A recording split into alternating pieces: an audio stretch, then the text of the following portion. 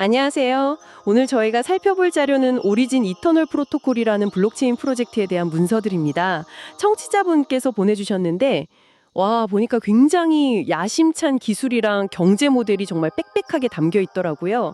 그래서 오늘 저희 목표는 이 프로토콜이 도대체 뭘 해결하고 싶은 건지, 그 해법은 또 왜 독특한지, 그리고, 궁극적으로 어떤 세상을 그리고 있는지 그 핵심을 한번 제대로 파헤쳐 보는 겁니다. 네, 반갑습니다. 이 자료들을 쭉 관통하는 하나의 거대한 흐름이 있더라고요. 바로 암호화폐 프로젝트들이 유동성을 이제 빌려 쓰는 모델에서 벗어나서 직접 소유하는 모델로 가자는 거거든요. 아, 빌리는 게 아니라 소유한다. 네, 이게 그냥 자금 조달 방식의 변화 이 정도가 아니고요. 어떻게 보면 프로토콜이 스스로 그냥 중앙은행이 되겠다, 또 시장 조성자가 되겠다, 뭐 이런 선언 같은 거예요. 아주 흥미로운 접근이죠. 프로토콜이 중앙은행이 된다. 와, 시작부터 흥미로운데요? 좋습니다. 그럼 그 얘기가 나오게 된 배경부터 짚어봐야겠죠? 이 모든 논의의 출발점인 기존 탈중앙화 금융 디파이 1.0의 딜레마부터 한번 제대로 들여다보겠습니다. 자료 초반에 토큰 경제 역사가 간략하게 나오잖아요. 비트코인의 작업 증명 POW에서 이더리움 ICO 거쳐서 디파이 1.0의 핵심인 LP 유동성 채굴로 넘어오는데, 이게 사실상 많은 프로젝트들이 초반에 사용자를 확 끌어모으던 그 방식 맞죠? 맞습니다.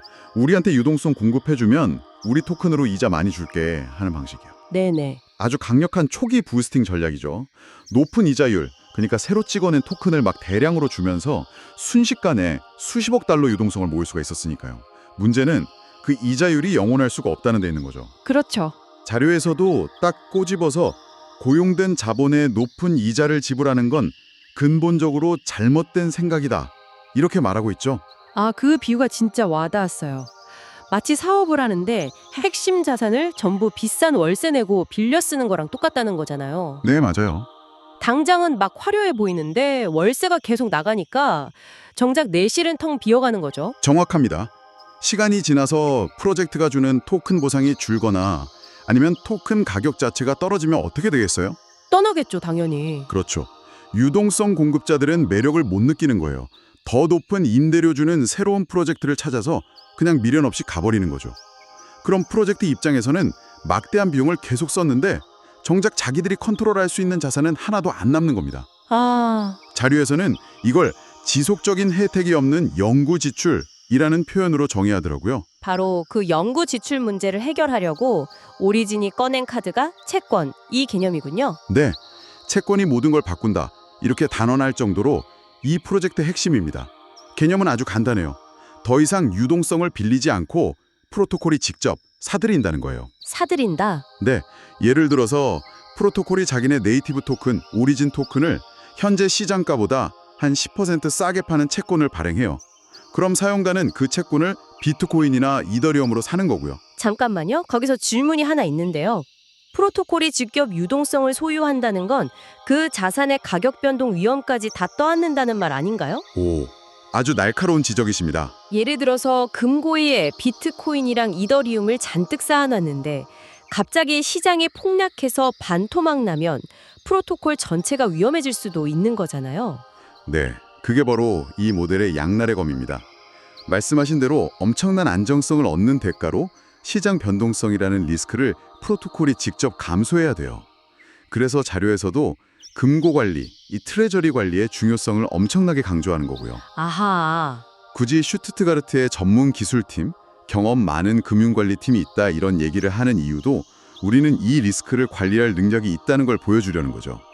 단순히 한두 개 자산에 몰빵하는 게 아니라 다양한 자산으로 포트폴리오를 짜고 시장 상황에 따라서 계속 리밸런싱하면서 리스크를 줄이겠다는 겁니다. 그렇군요. 위험을 알고 있고 그걸 전문적으로 관리하겠다. 알겠습니다. 그럼 이 단단한 금고를 기반으로 도대체 뭘 하려는 걸까요?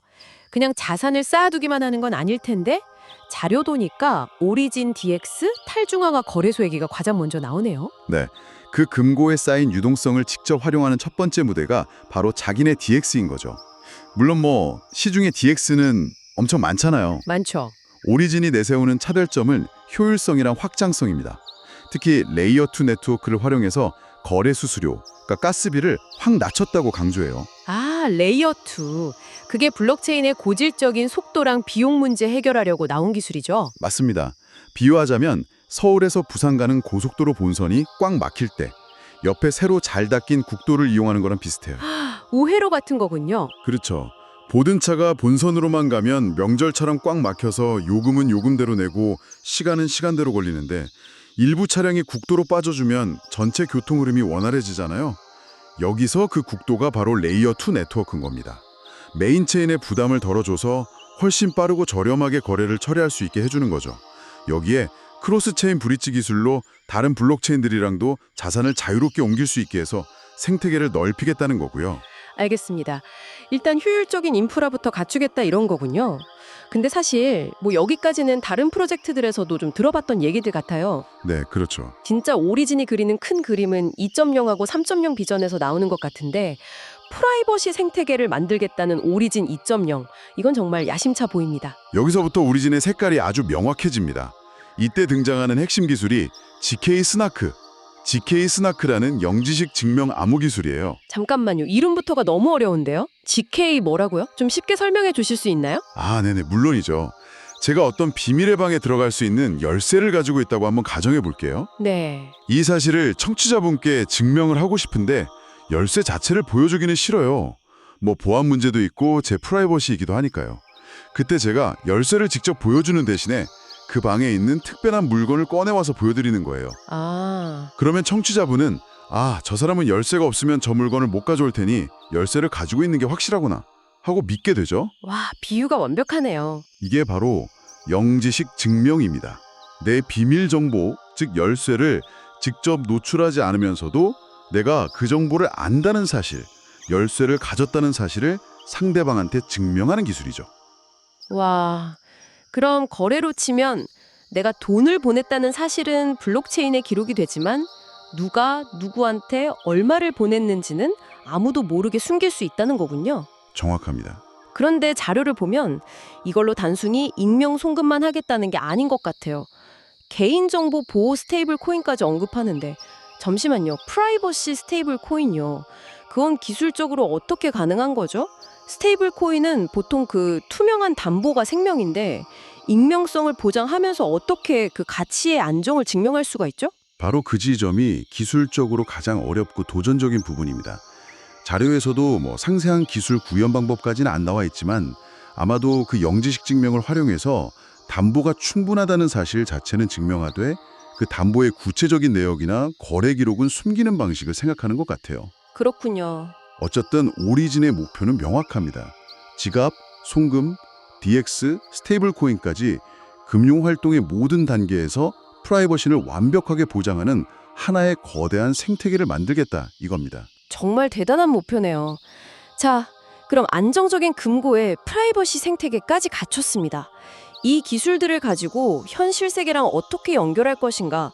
그게 바로 오리진 3.0 글로벌 통합 금융 자치 시스템의 이야기인 것 같습니다. 여기서 LGNS라는 통화가 등장하죠. 네, LGNS는 오리진 금고에 있는 USDT, 그러니까 달러에 연동된 스테이블 코인이랑 1대1 가치를 갖도록 설계된 알고리즘 기반 통화입니다.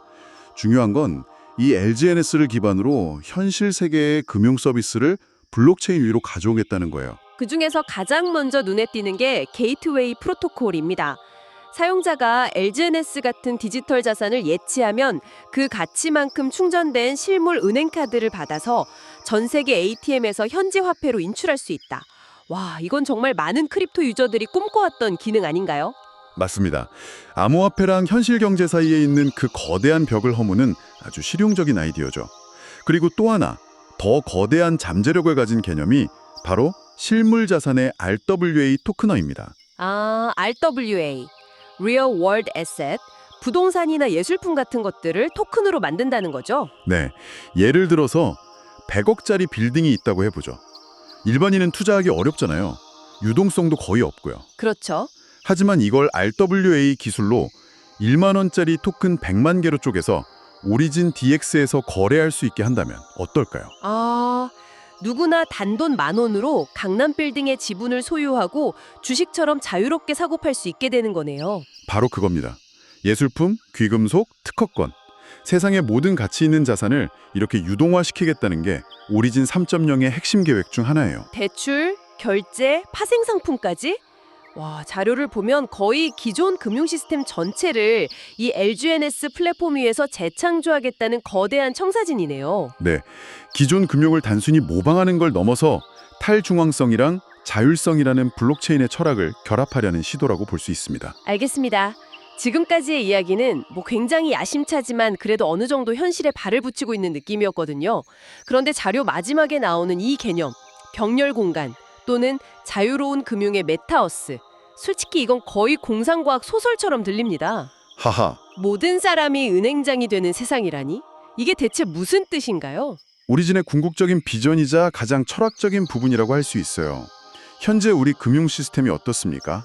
국가가 중앙은행을 통해서 화폐 발행을 독점하고 소수의 거대 은행들이 금융 시스템을 꽉 잡고 있잖아요. 네, 그렇죠. 메타버스는 이 구조 자체에 근본적인 질문을 던지는 겁니다. 구조 자체의 질문을 던진다. 네, 사용자들이 투표를 통해 가상의 국가 영토를 할당받고 그 공간 안에서 자기만의 금융 시스템을 온전히 구축할 수 있게 하자는 아이디어예요. 아, 예를 들어 청취자분께서 A라는 영토를 할당받으시면 그 안에서 직접 화폐를 발행하고 독자적인 은행 시스템이랑 신용제도를 만들고 이자율을 결정하는 모든 금융주권을 행사할 수 있다는 겁니다. 제가 직접 은행장이 되고 중앙은행 총재가 될 수 있다는 말이군요. 네, 그렇습니다. 자료에 나왔던 모든 사람이 코인을 발행하고 은행장이 될 수 있도록 옹호한다는 문구가 바로 이 의미였네요. 하지만 그게 어떻게 가능하죠? 수백만 개의 독립적인 금융 시스템이 막 생겨나면 엄청난 혼란이 오지 않을까요? 가치는 어떻게 보장하고 신뢰는 또 어떻게 형성하죠? 바로 그 지점이 이 아이디어의 가장 급진적인 부분입니다. 아마 오리진 프로토콜이 제공하는 LGNS나 RWA 같은 기본 금융 인프라 위에서 각자의 시스템을 만들게 하고 시스템 간의 상호작용은 시장 논리에 맡기면 형태를 구상하는 것 같아요. 물론 기술적, 사회적 허들이 엄청나게 많겠죠.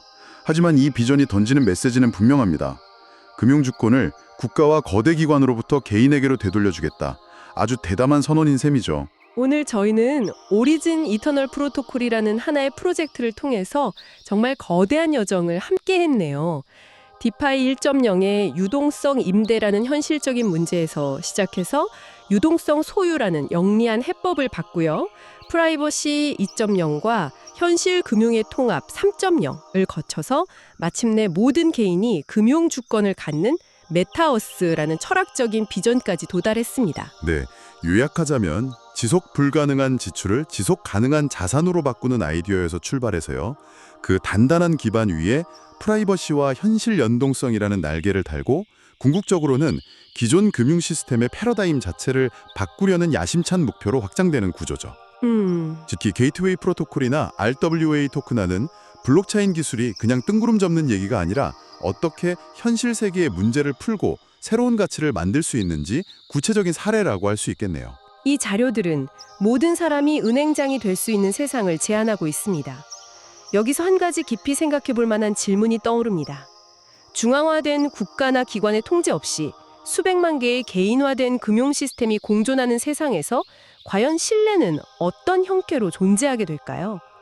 지금의 신뢰는 국가나 은행이라는 거대한 주체가 보증하지만 그런 보증이 사라진 세상에서 우리는 무엇을 근거로 서로의 금융 시스템을 믿고 거래할 수 있을까요?